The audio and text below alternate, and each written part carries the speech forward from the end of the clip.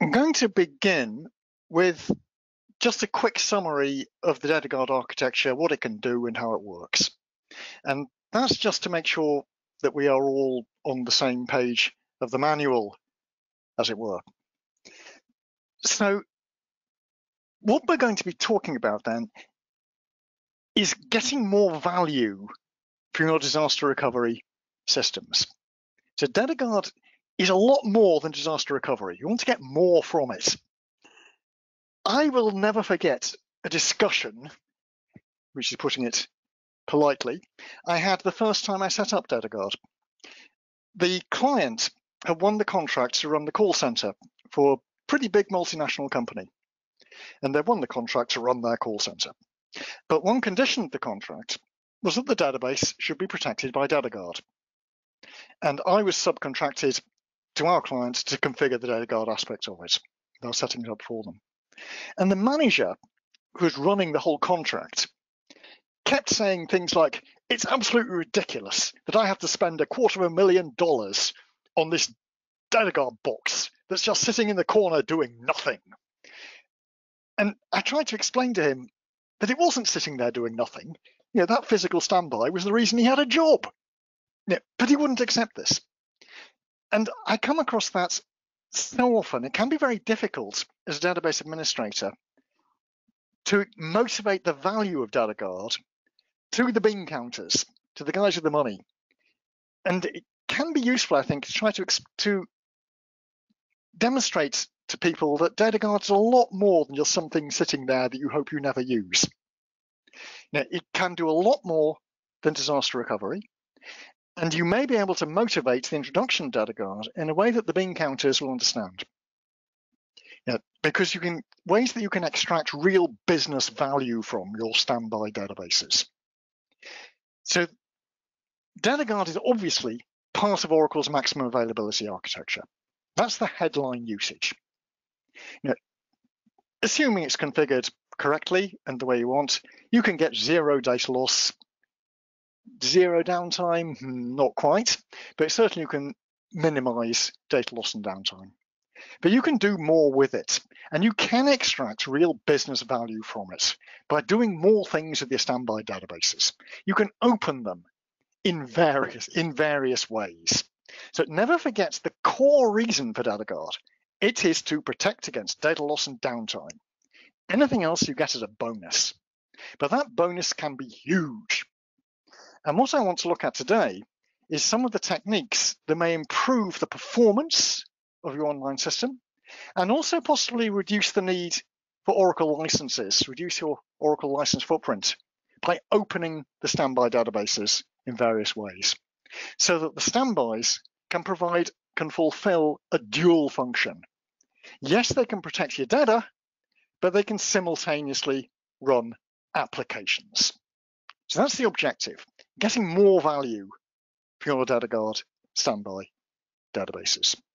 Begin by jumping into a review of the DataGuard architecture.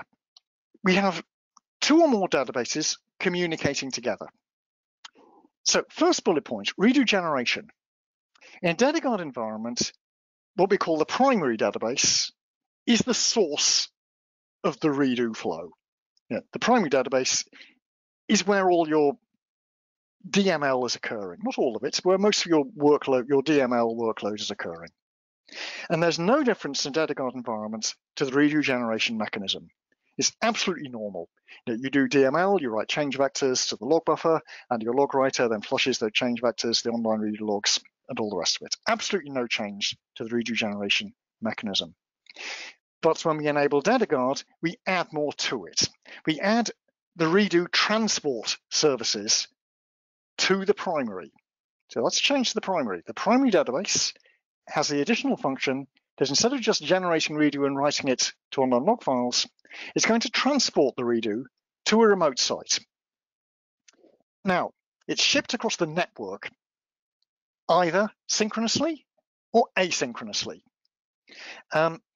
Asynchronously is by far the most common mechanism, but synchronous transmission can be enabled where you have extreme requirements for guarantees of absolutely zero data loss under any circumstances. Most sites will not use synchronous transmission. That would be, imagine if you're a bank and you've got automated teller machines, hole-in-the-wall cash machines. In that case, if someone draws out $50 from the cash machine and the database crashes, it's absolutely vital that that $50 transaction has been recorded. In a case like that, you will be going for synchronous transmission to make it absolutely impossible to lose a transaction. But most sites will be able to run on asynchronous transmission, which is better for performance and more flexible in quite a few other ways. There's also the fast sync mechanism that was introduced in release 12, and that requires the active DataGuard license. The fast sync mechanism lets you cascade redo through a whole series of databases through multiple layers, and also makes the synchronous transmission more feasible to use in most sites. So fast sync opens up more possibilities. So at the primary site, all we're really doing is adding this extra functionality to transmit the redo to a remote site. Then at the standby sites, you have what we call the apply services. The standby site is a copy of the database. It receives the redo from the primary, and it applies the redo to itself. Now, for a physical standby, which is what I'm talking about today, the apply service, the apply process is in effect database recovery. Change vectors are extracted from the redo stream and applied to blocks of data files. The alternative method, just for completeness, because I don't intend to demonstrate it today, but just for completeness, the alternative technique is known as SQL apply, and that maintains what we call a logical standby rather than a physical standby. Logical standbys are a very, very powerful capability. In effect, it's a real-time data warehouse optimized for SQL in terms of all its logical structures, such it can have different indexing, different partitioning, different materialized views. It's a fully optimized real-time data warehouse, but that's a bit out of scope for what I want to talk about today. So to complete, if you look at the environment I have configured here, what I have is a database here, and this database is DB name London, DB unique name London, instance name London, service name London. And over here in this window, I am logged on to a database, which is also called London, but its unique name is Berlin, and its instance name is Berlin. So I've got two databases with the same name. In terms of their role, if I select database role and open mode from $v database, we see that London is the primary database, open read write, and Berlin is a physical standby in mount mode, so not open. The parameters, show parameter,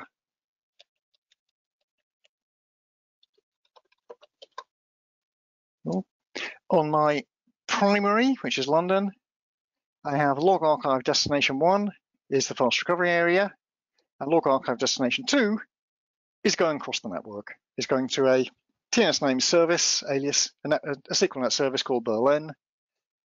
It's writing asynchronously, and that's what it's doing. It's sending the data across there to Berlin. And that is simply enabling the redo transport mechanism, setting that parameter. In terms of what's actually happening on the primary, which is London, at this precise moment, what they call the log writer network slave process is writing block number 14,303 of log switch sequence 9. So I've had 9 log switches since this database was created, and that block is being sent across the network as we speak. That's a redo block, of course, not a data file data block. And a few seconds later, we're now transmitting that block of redo, because even if a database isn't doing anything, it's always doing something, even if it's not doing anything for you. So the redo is being sent across. On the physical standby, we get the matching information, and we see here that, again, simple query, process status, sequence hash, block hash, and feed all the managed standby. And we see that this RFS process, RFS is a remote file server. This process is receiving, as ICE writes, it's receiving block 14,378 of sequence number 9. And MRP, the managed recovery process, is applying that block. So what this is telling me is that London is transmitting block 14404, and Berlin is it's already incremented, is receiving that block, and it's being applied in real time. And that just tells me that DataGuard is working perfectly. And if I wanted any other confirmation, there's useful view, which is $DataGuard stat. Oops. Ooh, stats, my apologies, stats. And that tells me that the transport lag, i.e. the delay in transmitting the redo, is 0. The apply lag is 0. And this tells me that my physical standby is bang up to date. And if I were to activate it for disaster recovery reasons, it would take about 27 seconds. So that's where we are at the moment. Any questions about what John has gone through so far? Great time to ask any questions about general architecture questions about DataGuard, or how it works, or what transporting is and apply is, or the $$ dynamic performance views that John has demonstrated so far. So kind of from here on out, we're soon getting to using DataGuard for performance and DataGuard for saving money. Mm-hmm. I've also put in the chat, if you hadn't already seen it, I've put an old free tutorial in there that people have given us some high compliments on, that John did for us, how to configure Oracle DataGuard in 10 minutes. It's a really interesting short video, obviously. So that might be useful to you.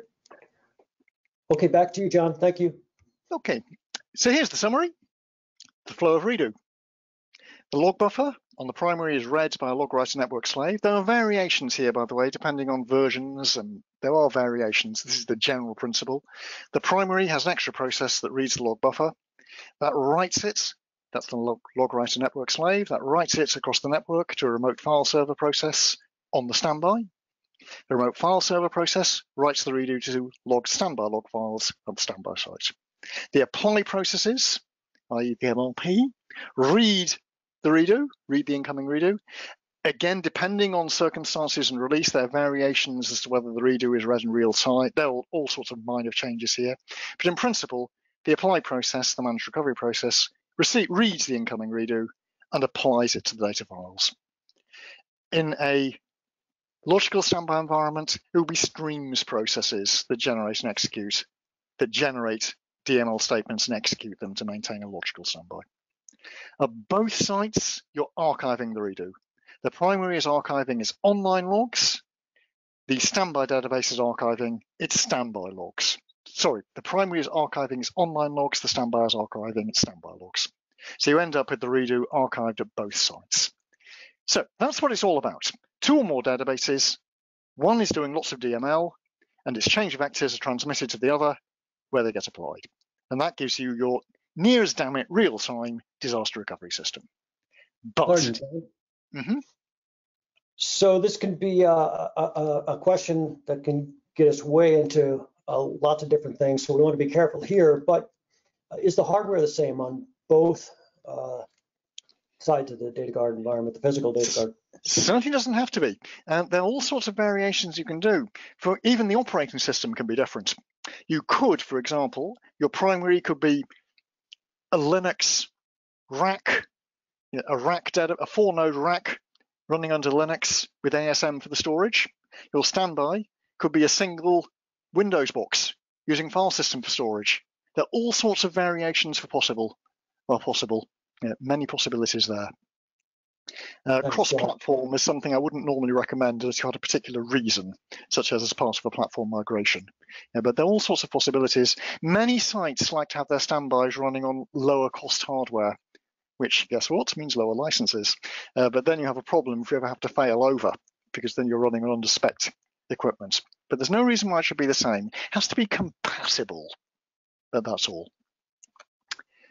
One more question for you.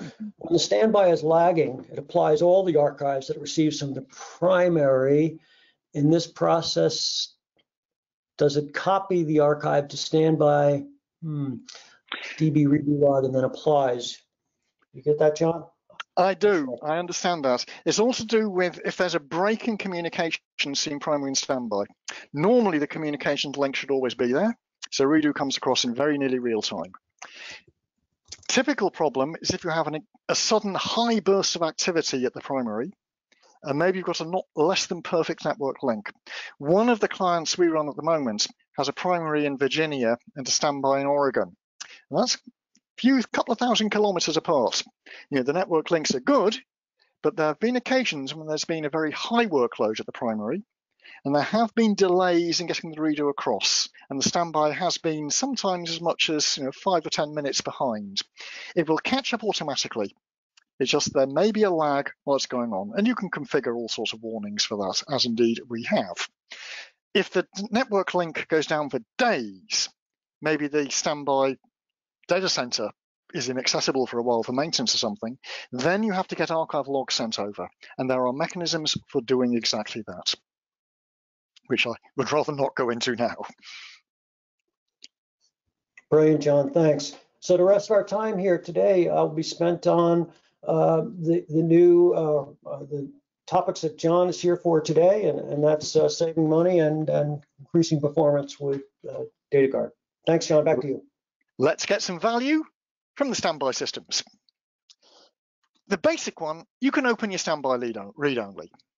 No reason not to do that. That's been available for many, many years. It doesn't compromise recoverability because the redo is still transmitted, but it isn't applied. It's just received into the standby log, it's archived, it's kept, but it isn't applied. So basically, your standby is progressively getting out of date, but it can still do some things. It can write temporary data, and that means things like global temporary tables. It can write to temporary table spaces. So you can run huge queries that need temp space for hash joins or aggregations or source areas, bitmap merges, and so on. It can even select from sequences, which is quite an amazing capability.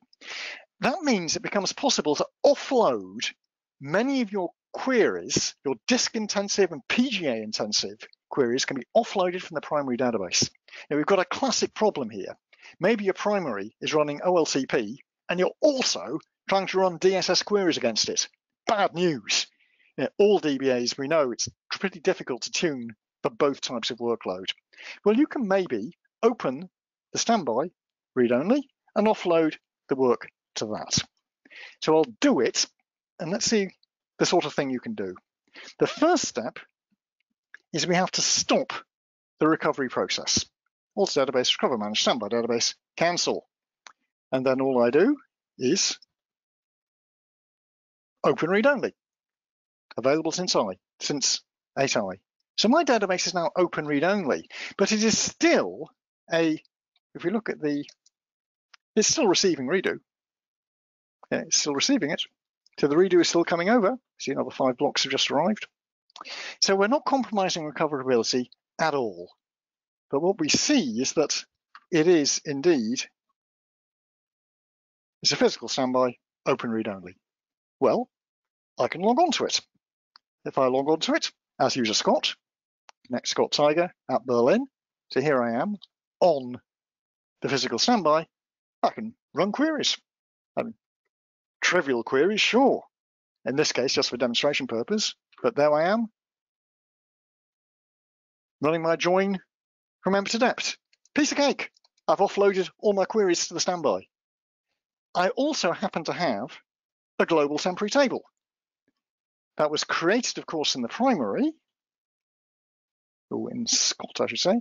Scott happens to have a global temporary table with just one column. It's called GTC1, one column called C1. That global temporary table, of course, exists over here as well. I can do things to it. I can, for example, insert a row. That's doing DML against the read-only database. That's been possible, since release 12 that really came in. I can get the data back. And by combining temporary tables that I can maintain here with the permanent tables, such as emp and deps that I queried up there, you can do pretty sophisticated stuff. What about sequences?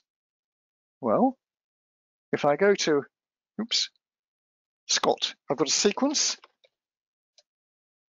called, in Scott schema, called S1, and that's querying it in the primary. I can go to the physical standby. And over here, I can query it. Note I'm getting 42. And here I'm getting, who can tell me why I'm getting 42? Put it in the chat, and you'll go to the top of the group. Now, so there are all sorts of things you can do like that. The use of global temporary tables and sequences is particularly valuable, and you can offload serious query workloads to a standby, using those sort of techniques. It's a wonderful way for improving performance. All your heavyweight queries now offload to the standby without compromising recoverability. So you're reducing the stress on the primary quite dramatically, which means your OLTP workloads may well be performing much, much better. Furthermore, your queries can probably perform better because your OLTP primary, well, that's going to have small PGA and massive buffer cache.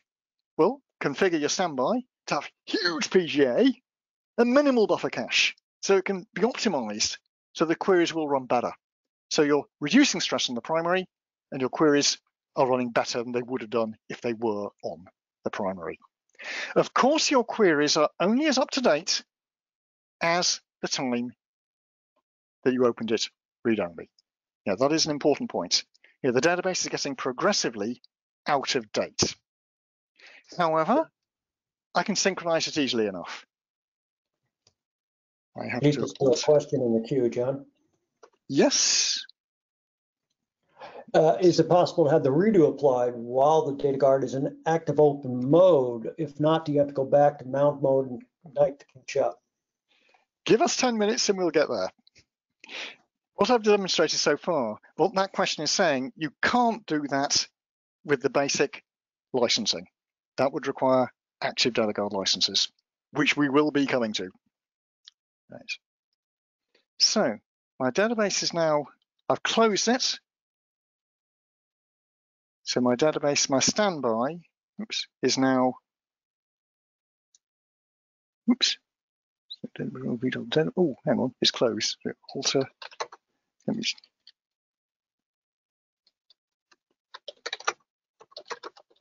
so the role change is sort of, that's better. So I'm back in mount mode now. That role change messed up my session. So it's now back in mount mode, and I can now start the apply process, and then it will catch up. So if I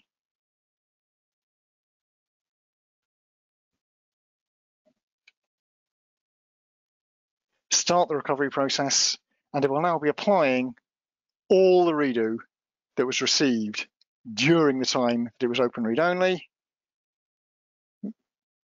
Sorry, that's a copy.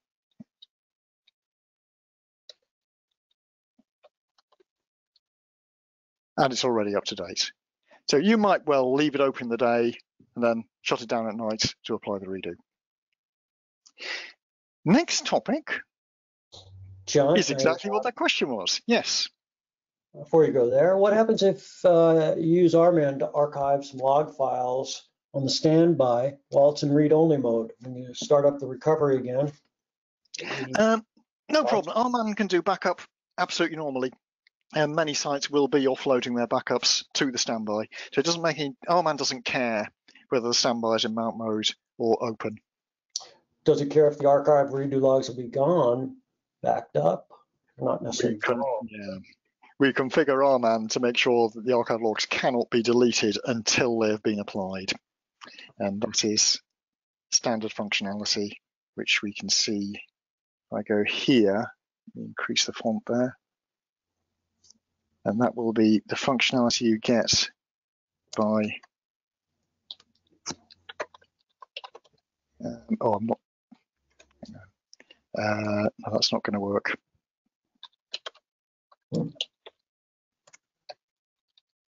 That's better. So within RMAN, we would configure RMAN to make sure that's okay with an archive log deletion policy.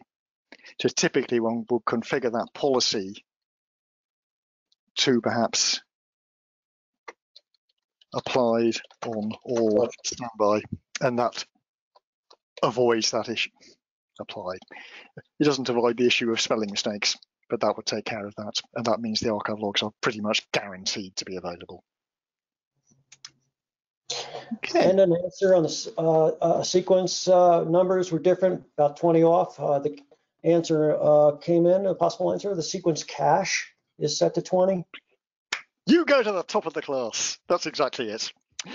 Each instance has grabbed whatever the cache value is set to. So if I were to keep selecting until I reached 39, my next value will go up to 60, and then this would jump to 61. It's the cache value. So each database grabs the cached values, the cached range of instances of sequence values. You could create the sequences with no cache order, but that might cause performance problems. Okay, next topic, Active Debug Guard. Okay, you've got to pay for it.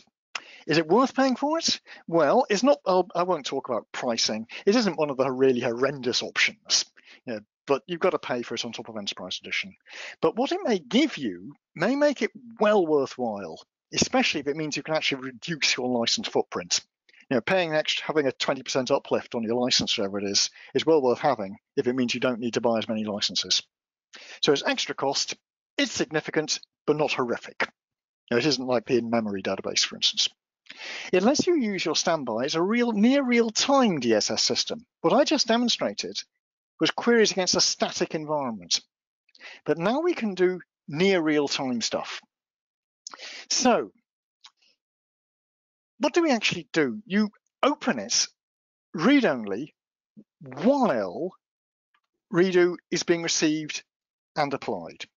So here I am in mount mode, and I'm applying redo.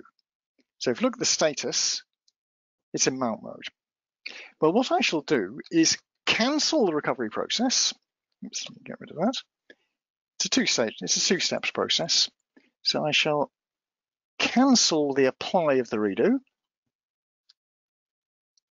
like so, and then just alter database open. And that by default will open it read-write.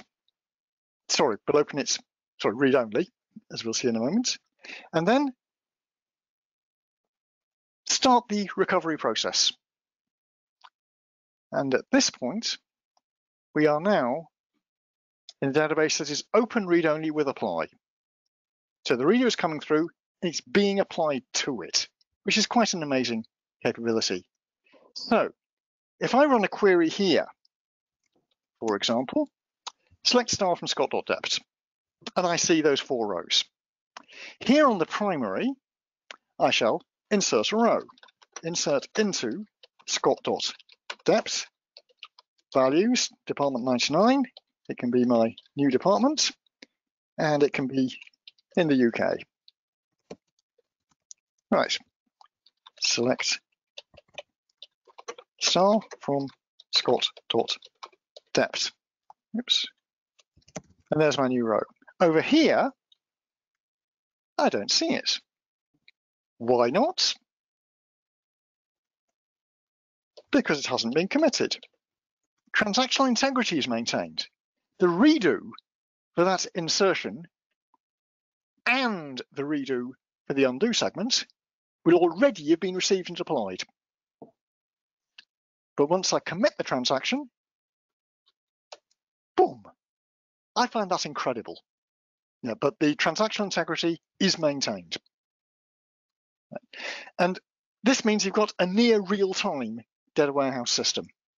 And if that means that you don't have to license 2 machines, one for DR and one for DW, that's a massive saving, along, of course, with the performance benefits of being able to offload the horrific queries to the standby. You can configure the lag times. And in my little demonstration here, the data is coming across in pretty much real time. But on a big, busy system, you might have a lag time. Is it really acceptable if your queries are showing data that's a bit out of date? Maybe it is, maybe it isn't. If it isn't, you can force a synchronization.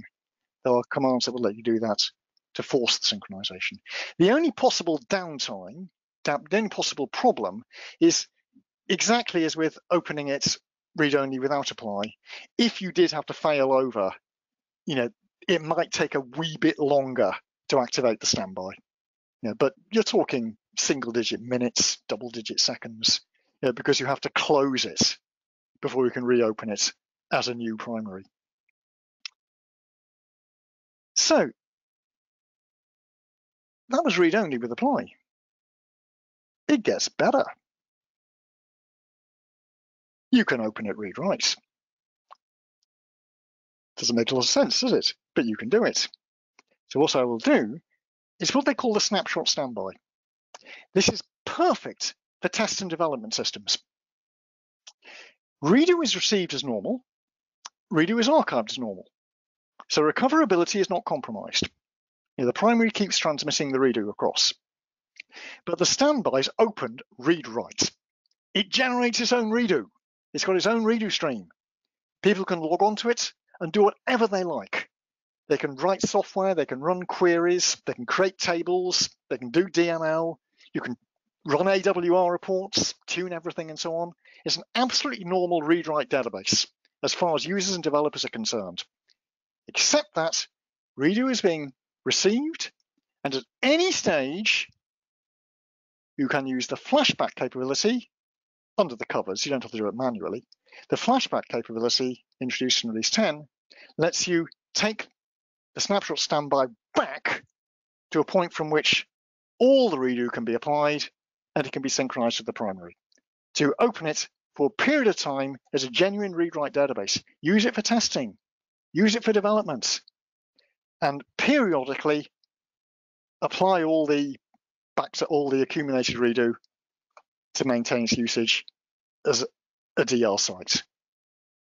Example, I shall cancel my managed recovery, and the command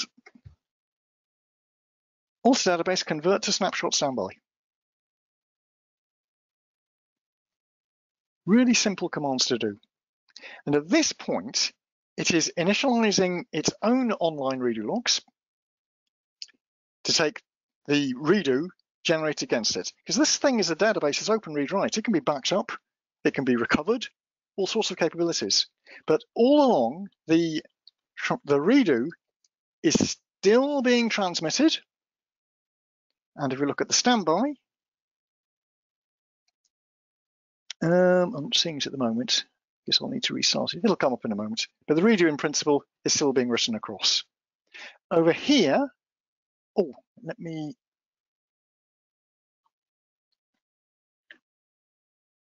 open it. Right. Oh, there we go. So it's opened. Those processes will come through in a second. And if you look at my open mode, we will see that it is open read-write. And if we take database role, it's a snapshot standby. It's open read-write. So I can do what I want. Now I can delete from scott.emp. I could even, if I wanted to, I could drop the table. I can do what I like in this thing. And at any stage, I can, if I want, shut it down. So I might keep it open for an hour a day a week for development work, for testing. And whenever I want to, shut it down and then bring it back up and convert it back to what it wants to be. There's no license needed for this, by the way. This does not require the Active Data Guard license. This is just standard functionality. So a question I always used to wonder was just how long can you keep a snapshot standby open? But we have one client that kept it open for about 4 months as a snapshot standby. It was a big development project. And physical standby was open for 4 months as snapshot standby. And after that, we reverted it to a normal physical standby. There was about a terabyte of redo that had to be applied. And the reversion to a standard physical standby in mount mode did take about a day as it applied all that redo. But the fact remains that was, I think, was close on 4 months. 4 months of snapshot standby without recoverability being compromised, which I was worried, but it worked, no problem at all. So this is a technique whereby you can maybe save the need for licensing test and development systems, because your standby has that capability to be a test and development system as well as being your DR site. And here we convert it back to being regular physical standby. And at this stage, it uses database flashback technology to take it back to a point from which it can be synchronized to the primary by applying all the redo. And that can save your database. Yeah. I'm so sorry, John. I was just going to ask the audience if on flashback. You mentioned database flashback. As that's what happened at that stage. It was a flashback. It was flashed back to the point at which it was opened rewrite. It's good technology, very good technology. Yeah. I'm having bad luck today, John. I was stepping on you. Sorry about that. Question for you. Can you apply things like bitmap indexes on standby or read-only database? And there's a little bit more. If it's a read-only database, you create the bitmap indexes in the primary, and then they'll be propagated to the standby and used in the standby. Yeah. So bitmap index is no problem. And you might well find you get different execution plans for the same queries in the primary and the standby. One would, you can even hint your code to force the use of the bitmap indexes in the standby, perhaps, and B-tree indexes in the primary. Hints shouldn't be necessary. The optimizer should be able to sort it out. Okay, I should also say, by the way, the snapshot standby, it saves the DBA from the continual hassle of having to clone test and dev systems. It's a real pain when the developers are saying, can you refresh my development system? Well, all you do is convert it back to a physical standby, apply the redo, convert it back to a snapshot standby, and hey, it's refreshed. Yeah, very nice. But if that isn't enough, the read mostly standby. Right. This is a way for getting even more value out of your read-only physical standby. You do need active data guard. So we're talking about license value here, but you get an extraordinary amount of value out of it.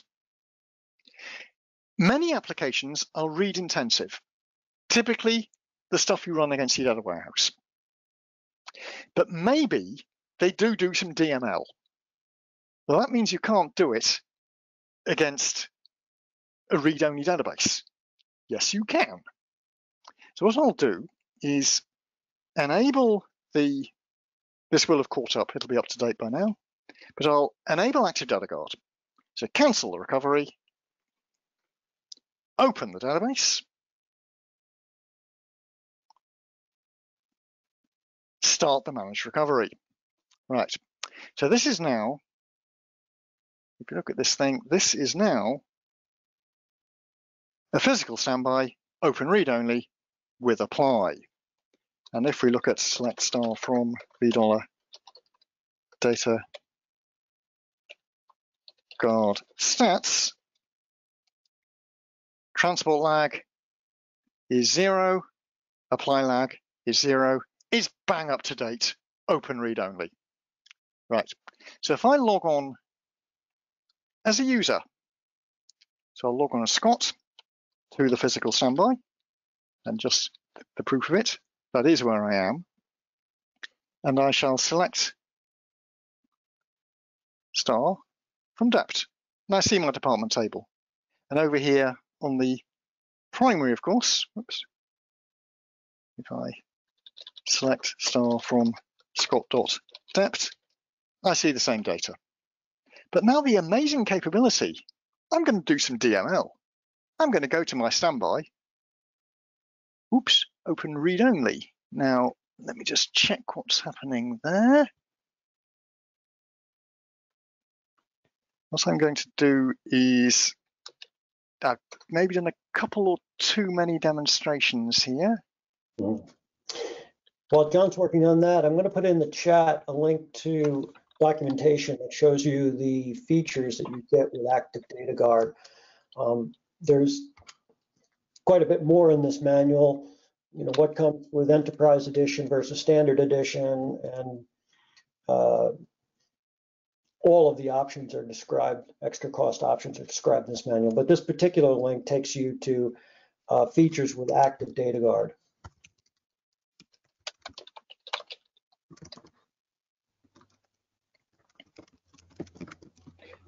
While that's restarting, what we will do is transparently redirect DMLs to the primary. The old way of doing this was through synonyms and database links. So what I would do in the primary is create a view on scott.dept, and that view will select from scott.dept at a database link. So you create a view that points to the primary.